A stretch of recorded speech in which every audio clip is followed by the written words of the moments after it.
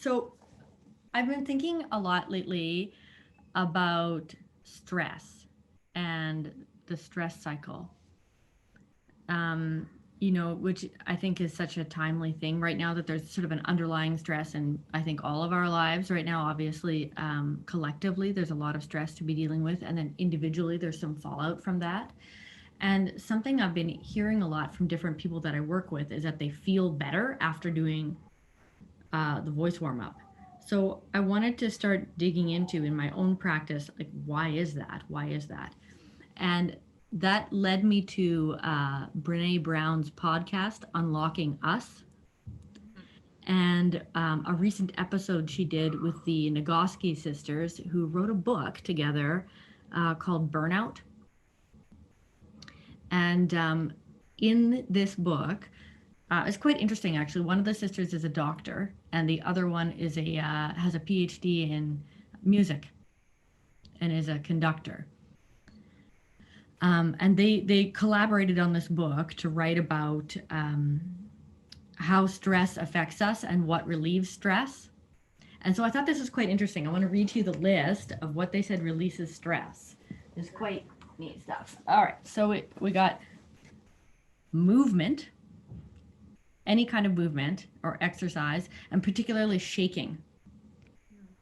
And apparently, this comes from, I'm sure you're well familiar with the fight or flight syndrome, and that now there's been added to that a third category, which is freeze. So sometimes we, in a period of high stress, we don't do anything, right? But in animals, if they have frozen, kind of like a deer in a headlights, say like a lion was chasing a deer and the deer freezes. If the lion goes away, after the lion goes away, the deer will shake, like uncontrollably shake, as a way of processing all of the flood of hormones that have gone through its body in a response to the stress. And I think we can see this in humans too. The shaking can often happen as a result of stress, right? But it can also be used to relieve stress. Breath is a way of releasing stress, connecting to other people, sighing or singing, laughter, like really big belly laughter. This one I liked, affection, in particularly a hug that lasts long enough to be relaxed. So a hug with another person, they say a 20-second hug, but really the time is not important. What's more important is that the hug lasts long enough that both people feel relaxed. Breathing together, and creative expression. So I think this is pretty interesting in light of the voice work, because a lot of this, I think, ties into what we're doing already and might be why people say they feel better after doing the work. Particularly my non-actors tend to say this. So I thought, why don't we do a little bit of work today with this idea in mind, that we're doing it to not only to work on our voices and free our creativity, but to see if there's a way it might make us feel better and to cope with our individual and collective stress. So with that in mind, let's get on our feet. And I just want to invite you to take the next 30 seconds to stretch and move in whatever way would make your body feel good. So maybe that's similar to what I'm doing, but it might be something different. But you're just going to open up whatever parts of you feel like they would like to have more space. Oh.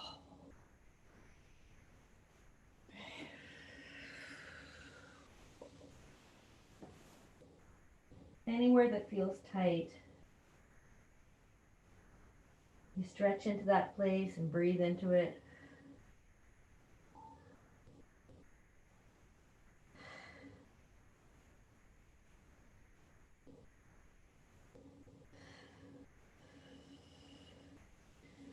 Particularly, you might want to get into your joints. Right, I'm opening up my hips, rolling shoulders, rolling head and neck.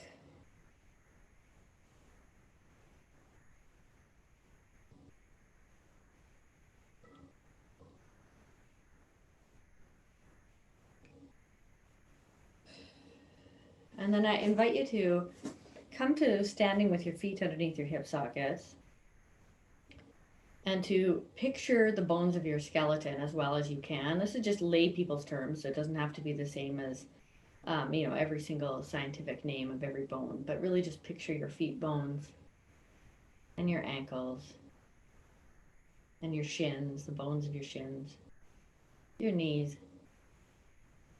your thigh bones, your pelvis on top of your thigh bones, right? Your spine building up from your pelvis, your rib cage, shoulder blades and shoulders and arms, bones of your arms, lower arms, even down to your hands, neck bones, right? Head balancing on top. And then you're going to imagine that you could shake the bones of your arm inside your skin. So it's almost like your skin is like a sack, a loose sack, and you could shake your bones loose. So now we're shaking, and shaking can relieve stress. And then we can send a little bit of breath through that.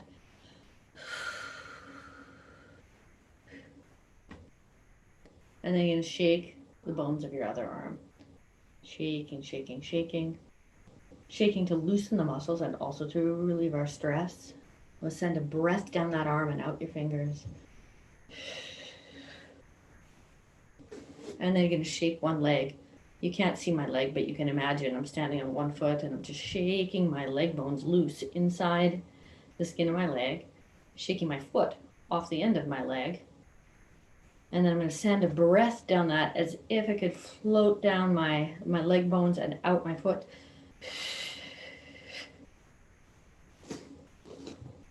And then transferring weight to the other foot. You're just shaking your leg bones. And you feed in a breath that can travel down the bones of your legs and out your foot.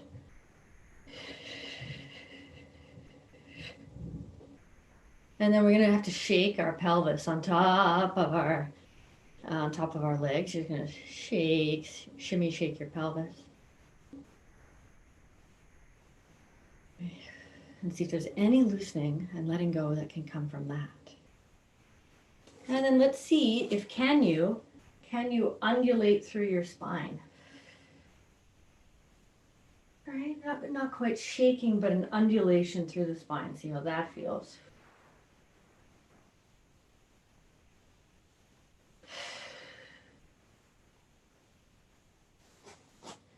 And then you're gonna see, can you shake your shoulders, right? This might be bouncing your shoulder blades, or might be shaking them. Either way, you're just gonna see if you can shake your shoulders. And then kind of a funny one, but I like it. Let the muscles of your face hang really loose, and then you're gonna shake your face loose like a cartoon could just wobble side to side.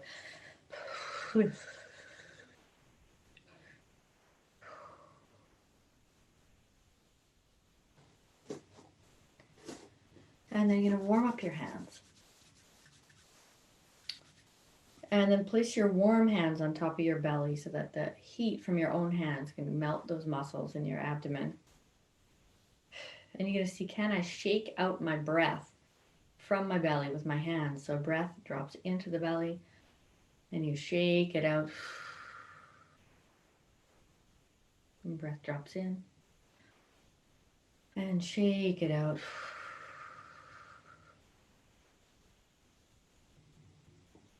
And then you know that the vibrations of your voice already exist in this middle part of your body, so you can let your breath come in, pick up some voice, and sigh out, like letting go of any tension or stress that you can, whatever you can let go of, do on your voice as you shake it out from your belly.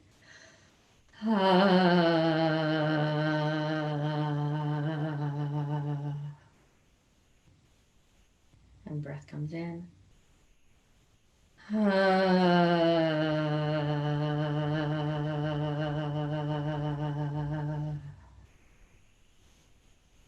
And then this time the vibrations are going to travel from your belly to your chest, and you can just thump or tap your chest to to see if there's any more voice vibrations in there. And the thought on your outgoing sigh is let go.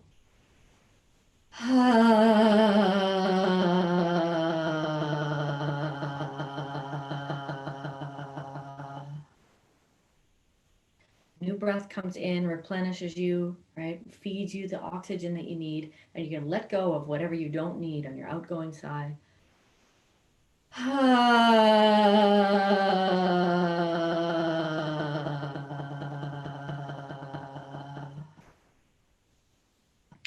And then you're going to bring your hands up to your own face and just feel the topography of your face as if your face was a 3D map and you're just getting to know the hills and the valleys of your face. And you notice that you've got this nose mountain, a mountain of your nose that comes out in the middle of your face. And you're going to put your hands at the top of your head, which is like at the top of nose mountain, and sigh a hum onto your lips as your hands travel down your face, almost like a waterfall of vibrations, to then travel through the bones of your face into your hands.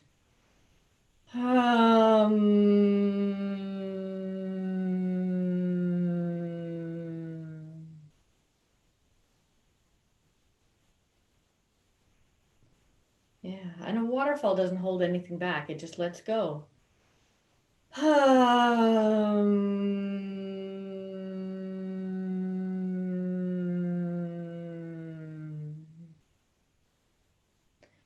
And then this time we're going to go from belly to chest to face.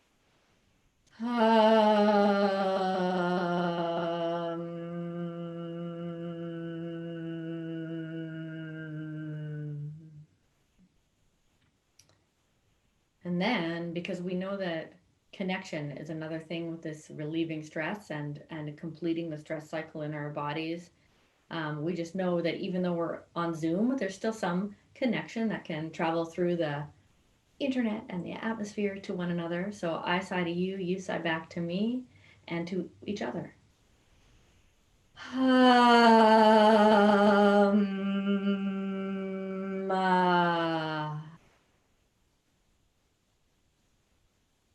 We open each other, our arms to take each other in.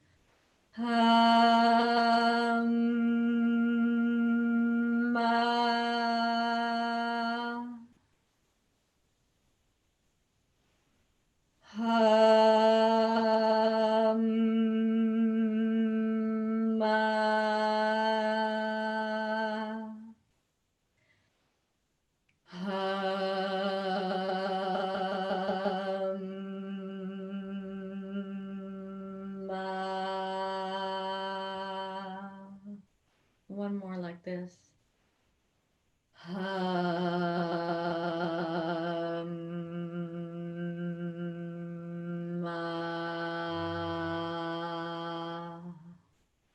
And then you're going to feel a big, huge, like sighing yawn that opens up your whole vocal channel. And you might stretch and release your tongue if you feel like you want to do that.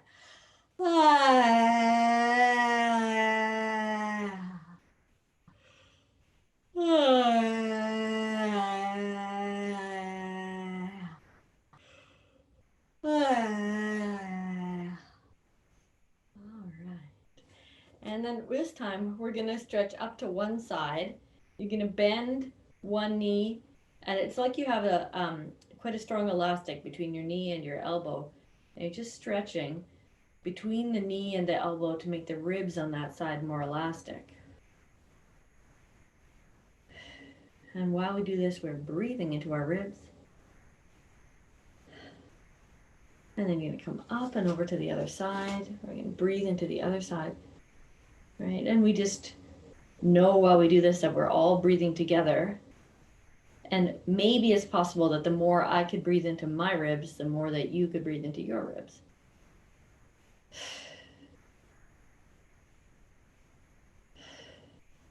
And then you're going to open up towards the ceiling. This is opening up the heart center.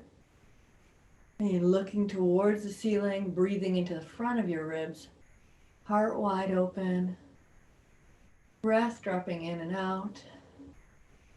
And you might even have a sigh that you want to send towards the ceiling and what's beyond that Here. Ah.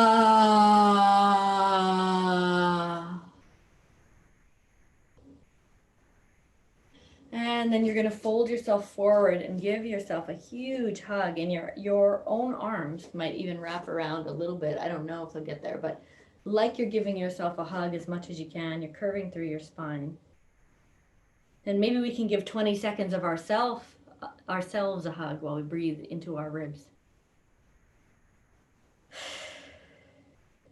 Breathing into those back ribs. Opening up through there. And then maybe there's a sigh that can come from there, through that.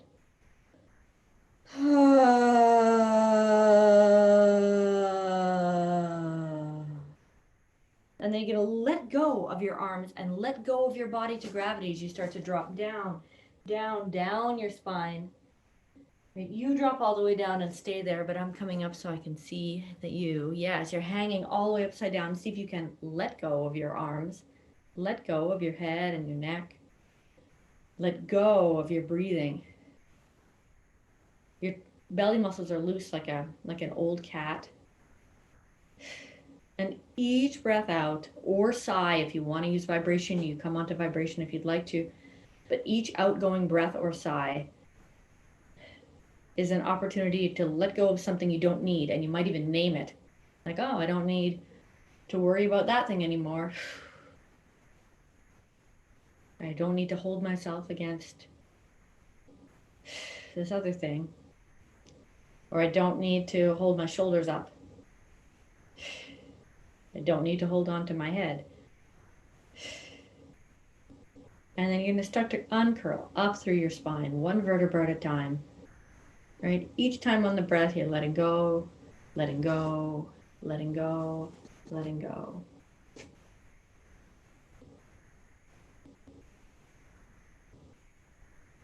And when you're all the way up, you're just going to stand and notice how your body feels.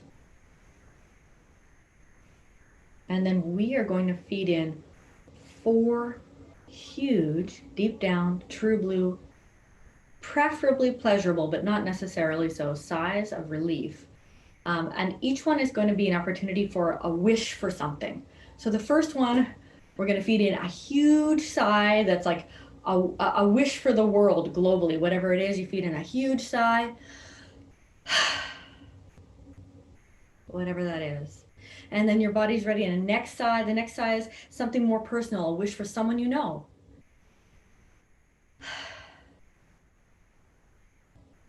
And this third sigh is going to wish for yourself, something like for you, something you need or want, a wish for yourself.